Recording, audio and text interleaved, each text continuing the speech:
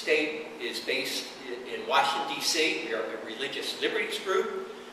The group was founded in 1947, and one of the primary goals of Americans United is to make all Americans aware of the importance of maintaining healthy separation between the church and the state.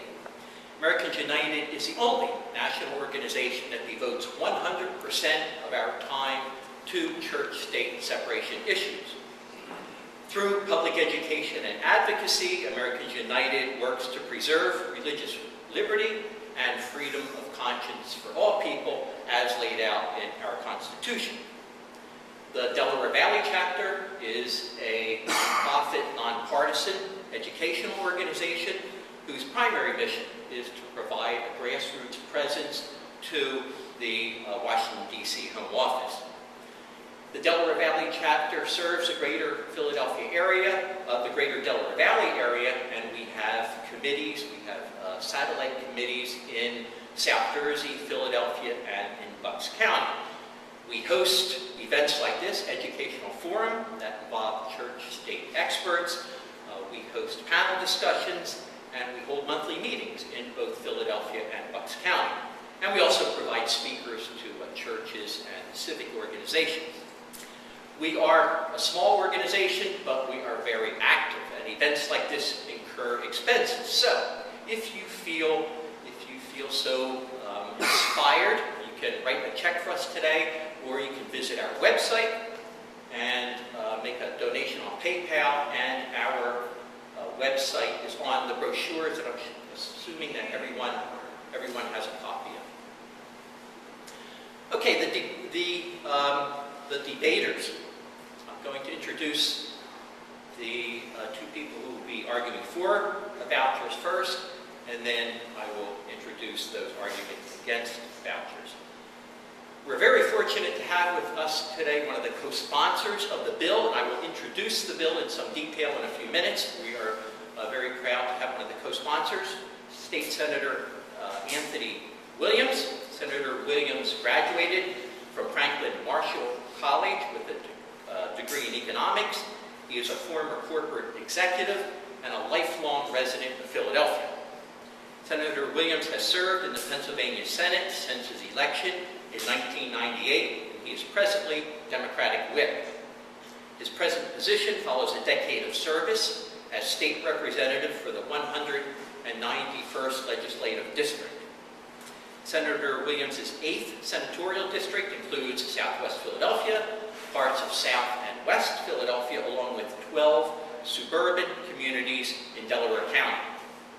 The senator is a leader on issues of school reform and school choice. He serves as Democratic chairman of the State Government Committee and as a member of the Education Caucus, and he is co-sponsor, again, of the bill that we are debating today. Arguing for vouchers along with Senator Williams is Leslie Heiner, Esquire.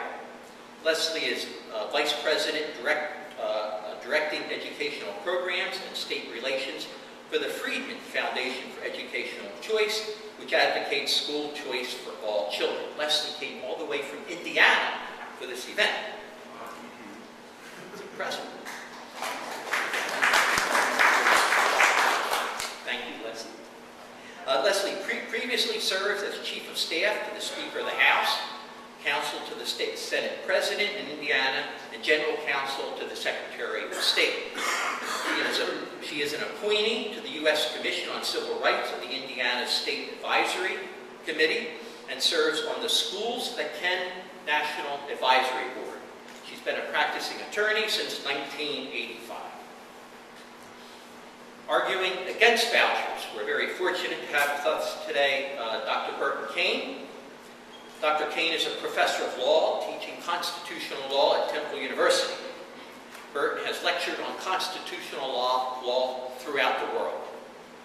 He has a JD from Harvard Law School, is a past president of the Philadelphia ACLU, and is currently the chair of Americans for Religious Liberty. Dr. Caine received the Allen S. Olmsted Award for Distinguished Service in the cause of civil liberties and the Pennsylvania ACLU Ted Valens Vigilance Award for a lifetime devoted to civil finally, Marc Stier. Marc is a writer, teacher, and political organizer, and a Philadelphia resident. He has a bachelor's degree from Wesleyan University and a PhD from Harvard, both in political science. He's currently working on a book, and over the last few years, he has led a number of statewide political issue campaigns, most notably as Pennsylvania State Director of Healthcare for America Now. Marc was also a founder of Neighborhood Networks, a Philadelphia progressive political organization. Prior to becoming a full-time organizer, Marc was an academic for 25 years, and he's taught at the University of Alaska, City College of New York, University of North Carolina, Charlotte, and our own Temple University. Okay, the issue. What will we be debating today? The bill we're debating today is the Opportunity, Scholarship, and Educational Improvement Tax Credit Act. However, I will refer to it, as most people do, as Senate Bill number 1. Senate Bill 1 is proposed legislation that has been introduced into the Pennsylvania Senate, which, if approved by the House and Senate and signed by the governor, would establish a school voucher program in Pennsylvania. This legislation would allow low-income families to take the state tax dollars devoted to their child and apply those dollars to the public or non-public school of their choice. A few words on the history and present status of the bill. Senate Bill 1 was introduced in January of this year. The bill was voted out of the Education Committee in March of this year and referred to the Appropriations Committee, where it was amended and voted out in April. The amended bill was sent back to the Education Committee. Senate leaders and the governor have listed school choice among their priorities as the General Assembly returned to session just last Monday, raising expectations that Senate Bill number 1 will again be voted out of the Education Committee for consideration by the full Senate in the near term. So, this is certainly a timely issue we're debating today. The pro-voucher stand. Debaters defending the bill will argue that low-income families should have the same kind of choice that wealthier families have had all along. That is, to opt out of local public schools in favor of the school of their choice. They will argue that while low-income students in failing schools have the most pressing needs, school choice has the potential to improve all schools by spurring school competition between schools. Voucher proponents say that parents are the best people to determine what schools are most appropriate for their children. Senator Williams believes that school choice is a civil rights issue. In a statement accompanying the introduction of the voucher bill, he said, and I quote, "Standing in the way of school choice for needy kids is like Governor George Wallace standing in the doorway of a classroom to continue the segregation of the 60s. Why would we block access to great schools for children in need? Let's open the doors to freedom and opportunity." The anti-voucher stand will go something like this. The debaters will argue against the bill. They will say that this bill will funnel public funds to religious education. This idea of funneling taxpayer dollars to religious education violates the principle of church-state separation as well as the Pennsylvania Constitution. Churches and religious schools should be supported by voluntary donations, not taxpayer dollars. The opponents will argue that this bill will primarily benefit religious schools and leave parents with really no choice. They will also argue that this bill will hurt our public schools by taking funds that could be used to benefit the education of all students, not just those who receive vouchers. Also, you'll hear that voucher programs have repeatedly been proven unsuccessful in boosting academic performance, and since 1967, voters in 23 states have voted to reject vouchers. American United's stand on this issue is that it is unconstitutional to be funneling taxpayer dollars to religious schools.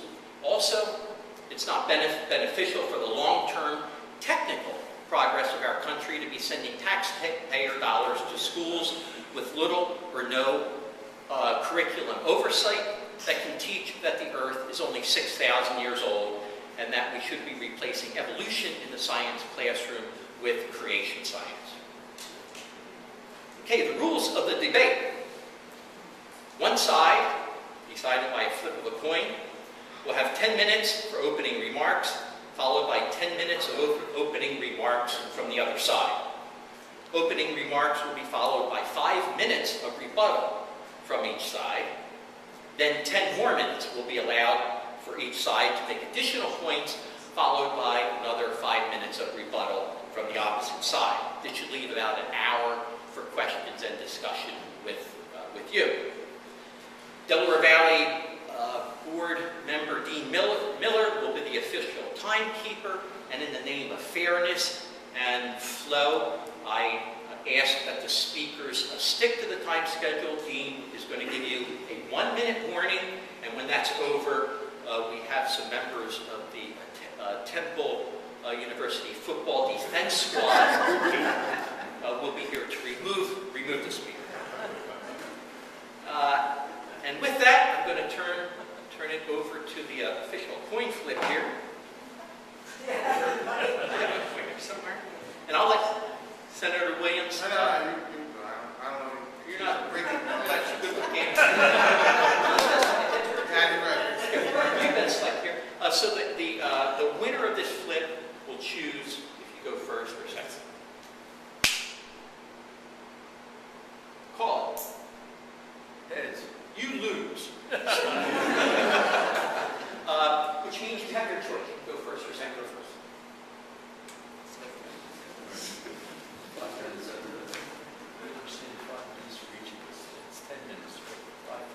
Yeah. No, it's going to be 10 minutes for each side. Okay, so you're going to have 10 minutes for opening remarks, 5 minutes rebuttal. Is that how we have it laid out? 10 and 10, 5 and 5. Oh, 10 and 10, and then 5 and 5. So they divided among themselves as to how to do the 10. Correct. Divide the 10 between us. No, you can do it any way you want. I thought we each were going to be Each side has 10 or gets 10? Each side has 10. So it's going to go 10, 10, 5, 5, and then 10, 10, 5, 5 again. This is exactly why you need choice. Really ask. I just didn't want to lose without speaking. I had 15 minutes, which I then cut to 10 minutes, and now I'm going to cut it again. First of all, I want to thank the Unitarian Church, I want to thank Delaware Valley, and I want to thank the proponents of vouchers for coming to what you might think was an unfriendly audience, but we're going to be as friendly as we can, given our disagreement, given the sponsors. I'm going to talk initially about voucher proposals in general in the context of understanding our communities and our schools, because I think while you can get caught up in a lot of the details of SB 1, the fundamental issues are much broader, and I think there are things we need to talk about. So I'm going to make 3 general remarks, and then I'm going to turn it over to Burton, and then when we come back, I'm going to set it into something of a political context later. First general remark is the schools are okay. They're not great, but schools basically in this country are okay. In Pennsylvania, they're doing particularly well. We rank on reading, math, writing tests in the top 5 or 10 in almost every area. Now you might say, top 5 or 10 in America is not so great because American schools, by and large, are not very good. And you would think that because we've been subject to 30 years of reports saying again and again that our schools are inferior compared to schools in Europe and Japan. But here's what you need to know about all those studies. What they do is compare apples and oranges. We educate a lot more people to high school academic education than those other countries, and we have much greater inequality than those other countries. If you look at the top 75–80% in terms of family income in those countries and the United States, and compare students here and there, our students do as well, if not better, than students anywhere in the world. However, if you look at the bottom 10 or 15%, our students do far worse than students in other places. Our schools basically are okay, but we're not serving low-income kids very well. We're not serving poor communities well. And that's my second point. The continuing moral crisis of America is is our acceptance of great poverty in the midst of affluence. We have far more inequality, far more poverty in the United States and elsewhere, especially, but not only in the African American community. By one measure, inequality is roughly a third greater here than in Japan, the United Kingdom, and France, 40% greater than Germany, and 100% greater than Sweden. And that data comes from the CIA, so I'm sure it's kosher. Poverty is not just an individual phenomenon, it's a communal phenomenon. To be poor is not just to have low income, it's to live in a community in which large numbers of people are employed, in which there's violence at far higher rates than elsewhere, in which government services aren't adequate, in which private services aren't adequate, where it's hard to find a bank or a supermarket. The performance of schools in low-income communities in this country is a scandal. I think we're going to agree on that. But the problems of these schools are not fundamentally rooted in the schools. The problems are rooted in inequality and poverty. Because if you look at 40 years of research on different kinds of schools and the impact of schools on students' achievement and success, what you find out is that schools don't make that much of a difference. Starting with the Coleman Report in 1966, which showed that family income and wealth and other family characteristics is the main determinant of student achievement, student graduation rates, later life income, later life happiness. One thing after another, it comes back to class, it comes back to family income, it comes back to the circumstances in which you grow up. The schools simply do not make that big a difference. And if you look at the impact of vouchers in those places in the country where vouchers have been instituted, programs like SB1, what you find is, again and again, in Milwaukee, in Cleveland, in the District of Columbia, in Florida, there is almost no evidence that vouchers have improved student achievement or graduation rates. Or I should say, there's no evidence if you don't cook the books. Now you can find some differences because it's very easy in this area to compare apples and oranges. To compare students who are highly motivated because their parents want to get them into a voucher program with kids who are not highly motivated because their parents don't care that much. It's very easy to compare students who come from a little bit higher income parents, who come from two-parent families, with kids who come from one-parent families with lower incomes. It's very easy to compare kids whose parents really emphasize education with those who don't. If you control for all that, and it's very hard to do, if you control for all that, you find out that whatever small difference one gets between students who have vouchers and students who don't have vouchers pretty much disappears. And that follows the vast amount of evidence that shows, regardless of whether you're talking about vouchers or not, private schools do not have better outcomes than public schools when you correct for the effects of social class. So I'm not totally opposed philosophically to vouchers, but it seems to me it's not going to address the fundamental moral issue, which is of low-income schools, kids in those schools, and the communities that are mostly poor in which those schools are, in which we have a moral crisis. And I certainly don't think SB1, just to look at the particulars of the bill, is going to help with that problem very well. I think Senator Williams has made a valiant attempt to try to construct a bill that meets two requirements. It actually addresses a problem, and that can pass. But if you look at the Senate Republican fiscal note on that bill, what you find out is, in the third year of that proposal, only 8% of the students who use vouchers will come from the 144 lowest achieving schools in this state. 27% of those students will come from other public schools, but fully 65% of the students who get vouchers will be kids who are already in private school today. This proposal is a proposal not to give students a choice, but to give schools a choice, to bail out our private schools. 5 minutes. Oh, okay. I'll just wrap up. It's a proposal to turn money over to private schools without any accountability, and in the meantime, it will take $1 billion in the third year from the public schools, which means that it's going to help a very small percentage of kids get out of the public schools and go to private schools and make the schools worse for everyone else. And that, I think, is not a solution to the fundamental crisis we face. Thank you.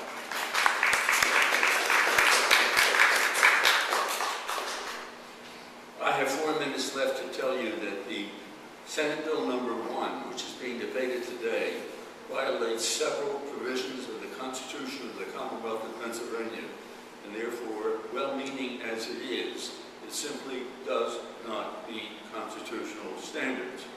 First violation is Article 3, Section 15, which says, no money raised for the support of the public schools or the Commonwealth shall be appropriated to or used for the support of any sectarian school.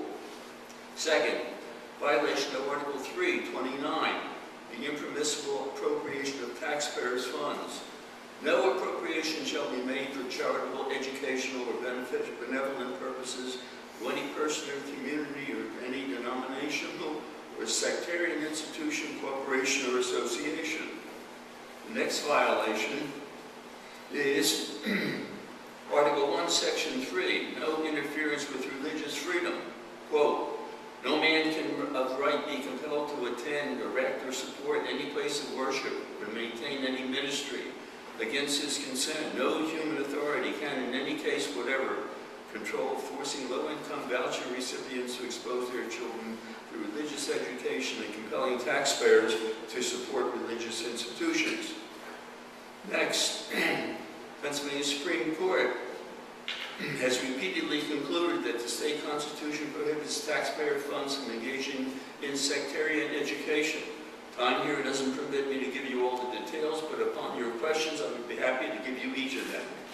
In addition to that, we have the odd result of seeing that an argument is being made which says that you ought to look at the federal constitution, not the state constitution, allegedly on the theory that the federal constitution is better.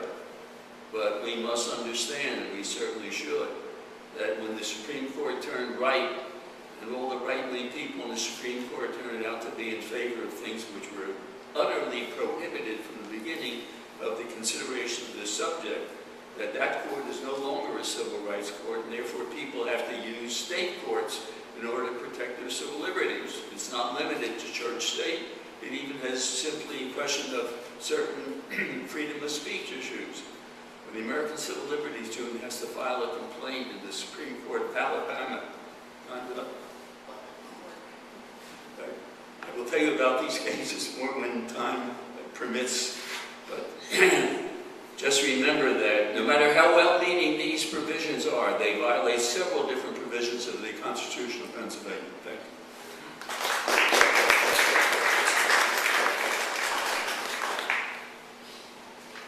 Is this rebuttal time or No, is this... no, 10 minutes opening remarks. Okay. So, I'm tempted to go into rebuttal as I make opening remarks, but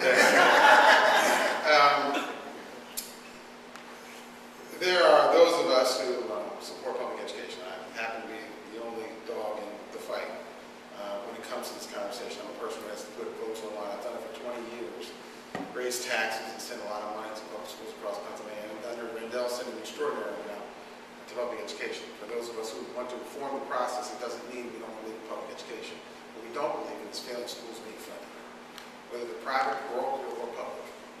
That is a crime. With all due respect to the gentleman to the right who made the opening statement that schools are fine, they're not fine. And there are a bunch of studies that are factual in nature that talk about it. But that said, the ones who are not doing well are doing less well than anyone would imagine. The conversation I have today is not a theoretical one. I live in the neighborhood that I grew up in. I moved back. I left corporate America to participate in a community that frankly needs a lot of help. The conversations that we're having today and these niceties, consideration, that's nice. It's wonderful. But some of these places we're sending these children to, with all due respect, it's not about poverty. It's never been about poverty in this country. We're a country of immigrants. And frankly, we're all poor with the exception of a few. Some of the greatest leaders we've ever had came from poverty. Poverty has never been a condition of one's inability to learn. And frankly, I'm getting very scared of that argument. I hear it a lot when people say, the issue is not education, the issue is where these kids come from. Let's blame the victim. Let's blame the child. Let's blame the household. It's not about that. It's about how these buildings are constructed in these times to educate these children. Any more than if I go to my doctor who tells me all the time to lose weight, and I did, lost 64 pounds. But the reality was, if I went to my doctor and he said, it's your fault that I can't fix you, I'd find another doctor. We can't keep blaming these children for their condition. We have to fix the process by which we educate them. Now, for those who say vouchers don't fix the education system, you're right. This is not about fixing the education system. What it is about is the parent who comes to me, who's going to send their child to one of those 99 schools in Philadelphia County that is not only not performing academically, but it's dangerous. They can't wait for us to say we're going to send more money.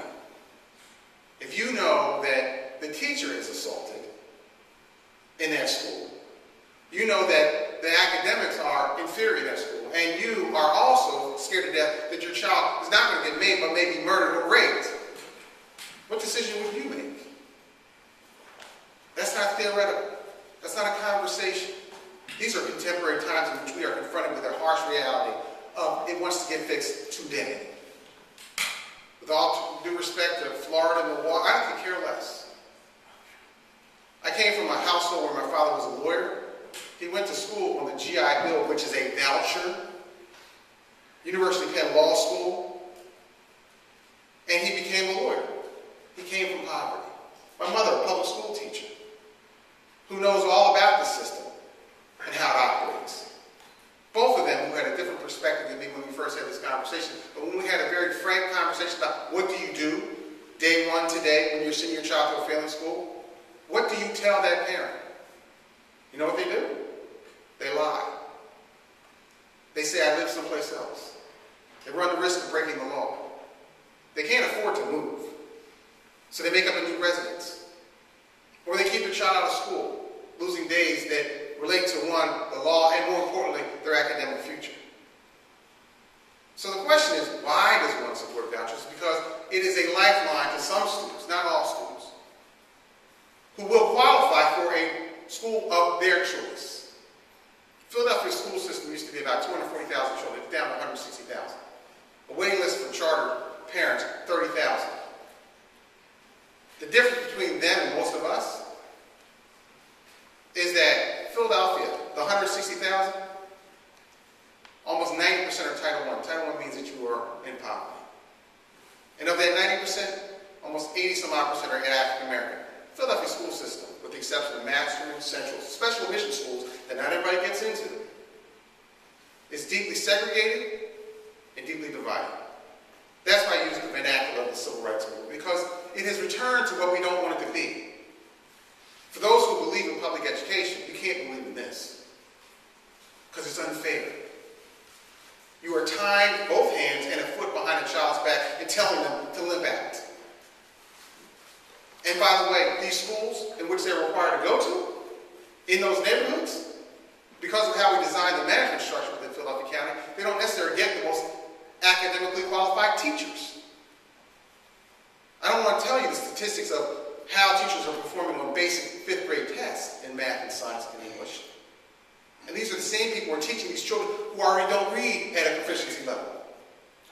That's who's in these failing buildings. So while the building's on fire, I'm confronted with the argument of, well, we can't save them all. Nobody gets out. That's the logic behind this argument, which is illogical and frankly inhumane. And I recognize I frequently come to audiences who believe in public education, want more resources, protect their children. But most of us are not in these buildings. And most of us will never be confronted with these questions. The question is, what do you do for these families that most of us don't interact with? And if we do, we can walk away from it. They're asking the question. The Pew Foundation did its own report. Without dogs on either side of the fight. Parents want choices. And I don't understand how in this country of largesse, we deny one class of people that option when we have more than enough resources to provide them that lifeline. We can tinker with the bill, and with all due respect, it doesn't cost $1 billion. That came from an organized special interest group. It's nowhere near $1 billion. We spend $26 billion in Pennsylvania alone on public education. So if it did cost $1 billion, and frankly it doesn't cost that much, but it doesn't even cost that. It's $50 million in its first year of initiation. And frankly, the bill has been amended, so it's only 2 years. And it doesn't go to children in existing private schools. It goes to kids who want to get into those schools. That's the bill. That's the argument. I can tell you a lot more, but I have 5 minutes. Am I? 3? I have 3 minutes? Oh, 3 minutes left. I talk fast. The compelling part is why I was so passionate, because that story's me. I went to a public school. I went to one of those violent public schools. My sister and my brother, academic success stories. I wasn't. I was average. I wasn't strong enough academically. I wasn't strong enough personally to persevere and find my own path. My grandfather was a postal worker in Haverford. My mother complained to him in my 8th grade year that this kid was headed down the wrong path in life. And I got a scholarship to West Town School. The reality is I would not be here today in front of you if it had not been for a scholarship. A scholarship. And we're arguing about whether we should take public money to save me. I opt for me. Because there's a bunch of them who are trapped. Yes, it is a moral argument. Yes, it may be a little contrary to how most of us currently think. But it certainly doesn't go contrary to how America's operated. We've taken public money and invested it in private activities. We've taken public money and spent it in religious activities. We pay for Catholic school transportation in Pennsylvania today. Millions of dollars today. There's not an argument about why we should do it. There's arguments about adults, frankly, who will control the money. And it's wrong to run a public school system on the backs of poor children in failing buildings. It's that simple. It's that clear. Thank you.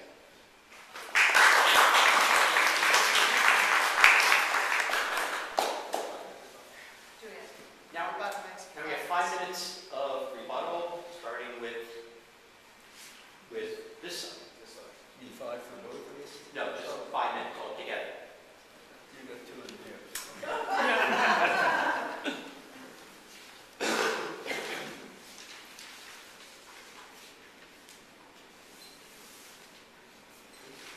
Senator Williams makes, a compelling case. I've heard it before. I've been moved by it. I think, I start off by talking about the very same problem he's talking about. But I still continue to insist that his legislation is going to help a very tiny bunch of people. It's not going to deal with the larger problems. And it's not blaming the victims to say that poor kids have a lot of trouble because of the communities in which they live in. And those communities have an impact on the schools. And the schools, in fact, are probably the safest places in communities that are very violent. But I want to step back a bit and talk a little bit about the politics of this issue, because I think that's really what this comes down to. There's President Obama has just proposed spending a huge amount of money to invest in school buildings. Last I read, $365 million would come to Philadelphia. Most of the people who support vouchers are on the other side of that, unfortunately. The impetus for vouchers in this country, by and large, comes from ideological conservatives who want smaller government and lower taxes. There are people who, you've heard some of their names, Richard Mellon Scaife, the Koch brothers, the Walton family. You may not know the name of the DeVos family, who made their money in Amway, who've put millions and millions of dollars into this voucher proposal and into other right-wing organizations with the ultimate goal, first, of killing public education if they can, and second, more generally, of reducing the size of the public sector, cutting taxes on rich people, eliminating public sector jobs, eliminating wages in the public sector, all with the hope of ultimately reducing wages in the public sector to increase profits for the very wealthy people. That is where the political impetus comes from. And as I said, I'm not ideologically opposed to vouchers. I've supported market-oriented solutions, but we are faced with a right-wing movement in this country that is trying to roll back not just the 60s, not just the New Deal, but the act under the Articles of Confederation, which first gave national support to local public schools. And that's really what this is about. I believe Senator Williams is totally sincere in the stance he's taken. I acknowledge the problem, but he's allied himself with the people who are standing against every possible solution to inequality and poverty in this country, and every real solution that might actually make a difference over the next 20 or 30 years, starting with new buildings for kids in Philadelphia public schools. And that movement is a dangerous movement for all of us.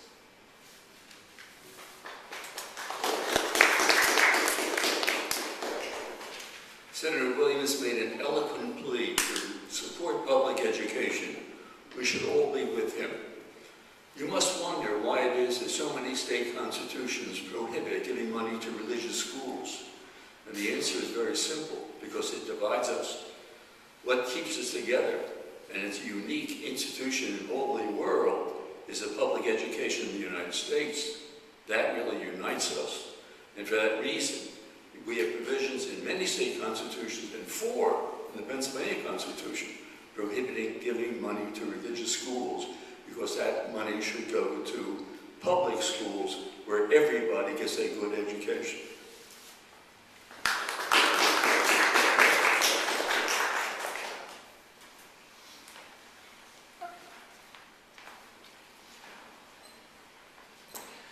Well, thank you first for welcoming me here. I do appreciate it. I'm at the Friedman Foundation. We are the foundation of Milton and Rose Friedman. Dr. Friedman was a Nobel laureate economist, and it was in that capacity when he first came to the vision of vouchers. It was in 1955 when he was asked by some state leaders to take a look at the funding formula for education. How do we do it? What does it look like? Could it be better? Is it okay? And in fact, that was a pretty good request, as we've seen today. For example, in Indiana, 55% of our state budget goes to education. So it is a significant expenditure of taxpayer dollars. It was at that point that Dr. Friedman took a look at the system and was quite shocked to see that the method was not compatible with the free market system that we operate under in the United States. And in fact, I mean simply this. We as taxpayers, we give money to the government for education. The government then builds schools. The government then tells a parent that you will send your child to this school based on where you live. Not based on the needs of your child, not based on neighborhood or cultural concerns, but based on your zip code. And Dr. Friedman's prediction was that if that method of funding were allowed to continue, that over time, the result would be mediocrity. And in fact, sadly, his prediction has come to light. And so his conclusion that a better method of funding education would be to put the decision for where to attend a school into the hands of the parent rather than into the hands of the government. He didn't really care where parents would send their kids to school. In his very first article back in 1955, when he wrote about this, government schools, public schools, private schools, secular schools, religious schools, that he didn't see that as being the role of government, nor did he see the government would actually have the ability to best decide what kind of education would be right for any child. And frankly, as a mother of 2 children, with 2 children who learn dramatically differently, and who in fact needed to go to different schools that had different methods of learning, you understand that sometimes one school is not the school where every child can learn. And at the end of the day, as taxpayers paying into the system, our goal is not to establish schools or jobs. That's not the goal of the money.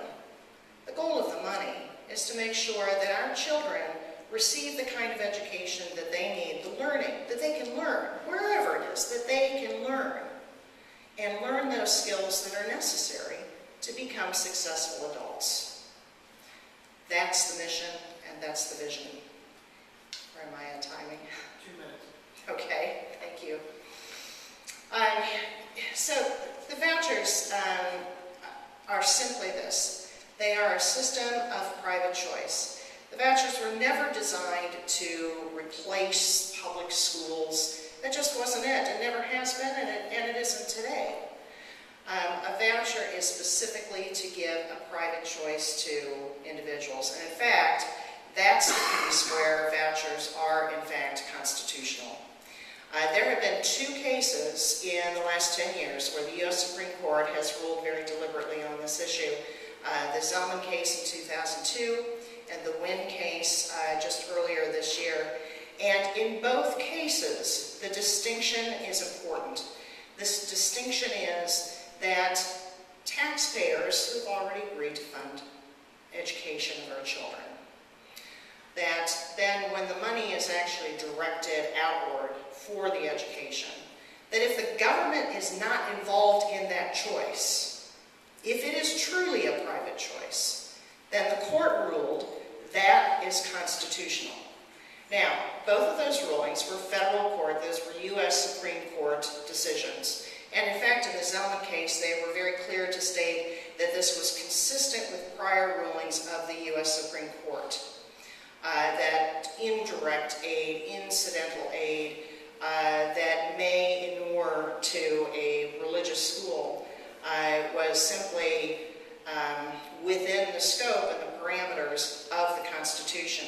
Now, in Pennsylvania, you're quite right. There are a number of provisions in the Pennsylvania Constitution that address this. But indeed, you have not had that case that goes directly to the voucher issue, because of course you don't have vouchers. But there are prior cases from this Pennsylvania court which have allowed, for example, public school students, private school students to utilize public buses at the state's expense. That would lead us to believe that under your Pennsylvania Constitution, in fact, vouchers would be constitutional. Thank you.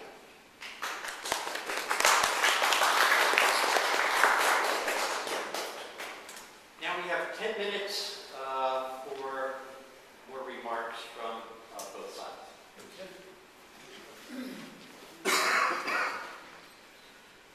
The recitation of the two decisions from the United States Supreme Court are totally irrelevant, because the question involved here is the Pennsylvania Constitution. And the four provisions of the Pennsylvania Constitution I cited are much more specific, much more directed.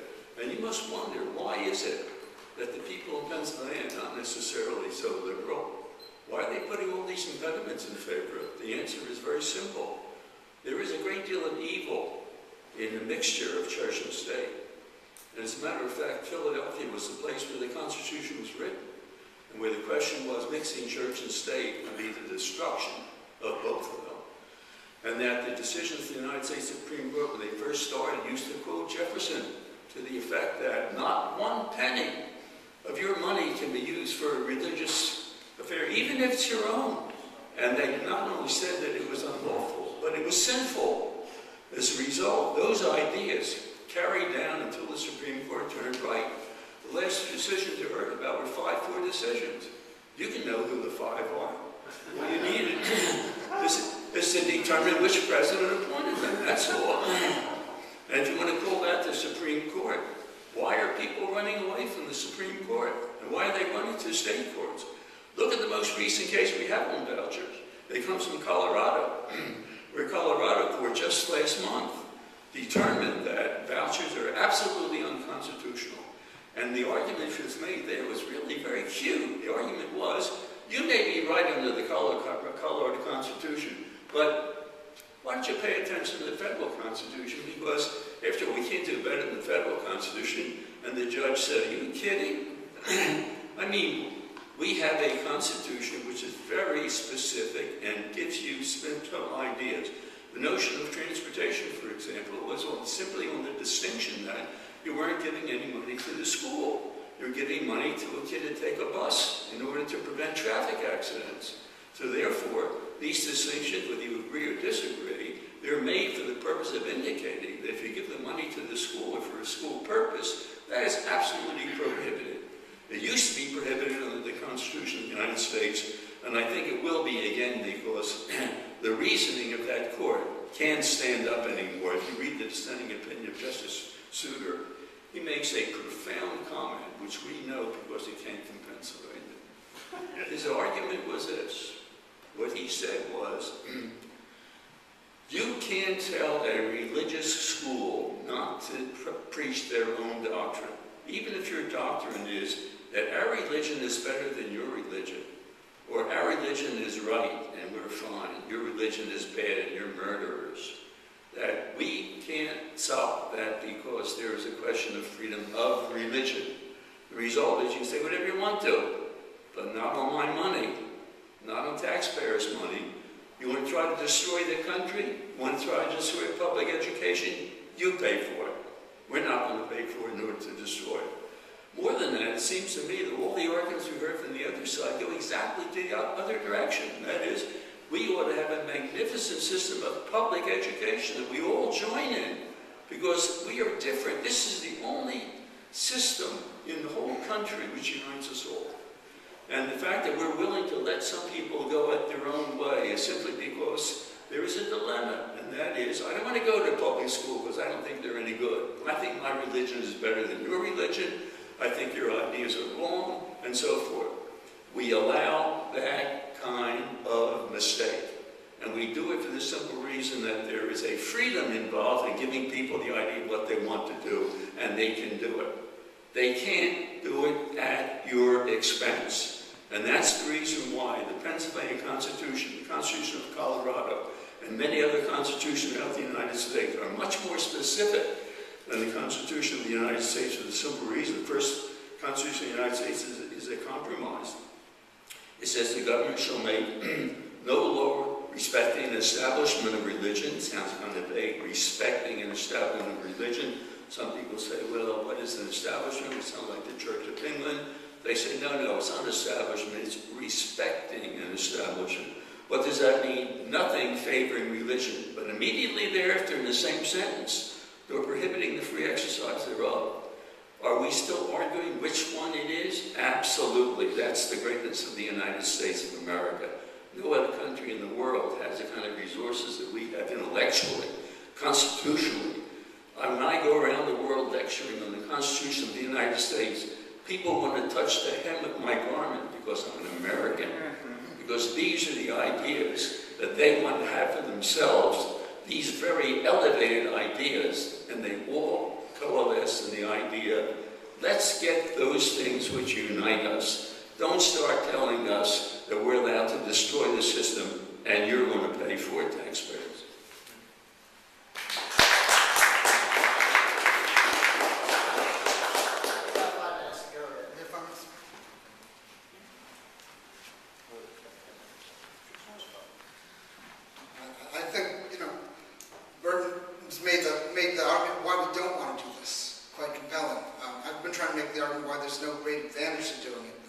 Vouchers have not been proven to be effective in helping student achievement. There's no evidence in any places where they've put in place that they've had that effect. Perhaps, and even if it were the case, SB 1 would help a very few people while hurting many by harming the schools that we're taking money from. And let's think about who's behind this. Over the last 8 years under the Rendell administration, we put a lot more money into the public schools. Senator Williams was a big supporter of it. He helped push it through the Senate. And it made a difference. We have evidence that it has improved the schools. The people who opposed that money are the ones who favor vouchers, Senator Williams accepted. Last year, Governor Corbett proposed a huge cut in public school funding. The people who are in favor of those vouchers were in favor of cutting funding for public schools. At the federal level, a lot of money was spent as stimulus to help federal, state governments and local governments maintain their level of effort in supporting the schools, paying for the schools at state and local levels. The people who supported vouchers voted against that stimulus money. They voted against aid to public schools. The people who opposed vouchers voted for it. Right now, this is a proposal that President Obama made to put a lot of money into improving the school buildings. And, we definitely need that. If you've been in some of the schools in Philadelphia, you know we need new school buildings. We need to upgrade those school buildings. The people who support vouchers oppose those proposals. Somehow, I know where Senator Williams' heart is, but I think he's on the wrong team on this issue. I understand why he thinks this will help kids, and I know, given his own personal history, and I think we all can think of a couple of kids who made it because of help to go to private school or to get. But a lot of the things that can help kids like that can be done within the public school system. We have charter schools. Many of them are quite effective, not all of them. We can expand that. We can make it available to more of them. But in the meantime, what we've also seen with some of those charter schools is there's been a certain amount of corruption in them. Just recently we saw a case where a political official got involved